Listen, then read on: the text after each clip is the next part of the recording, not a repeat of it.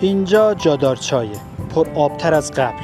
امروز مسیر این رودخانه رو تا کانال کانیسیب دنبال میکنیم. بارش‌های اخیر جریان جادارچای را تقویت کرده، اما اهمیت این آب به مسیری است که بعد از این طی می‌کنند. جایی که من ایستادم کانال کانیسیب، یکی از مسیرهای اصلی هدایت آب به سمت دریاچه ارومیه. از 20 بهمن ماه 1404 آب با دبی 30 متر مکعب در ثانیه به طرف دریاچه ارومیه در حال رهاسازی می‌باشد. مسیر بعدی نقطه اتصال کانیسیب با جادارچای است.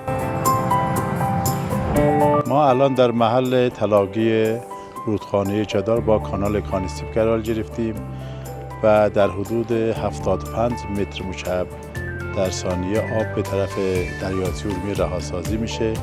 از ابتدای رهاسازی از بهمن ماه 1404 تا کنون بیش از 380 میلیون متر مکعب آب به طرف دریاچه ارومیه رهاسازی شده و تداوم رهاسازی هم ادامه داره. از اینجا تا دریاچه ارومیه در حدود 25 کیلومتر مسافت را طی میکنه و بعداً به دریاچه ارومیه سرازیر میشه. از اینجا تا دریاچه ارومیه فقط مسیر آبی نیست، مسیر آزمون مدیریت منابع آبیه.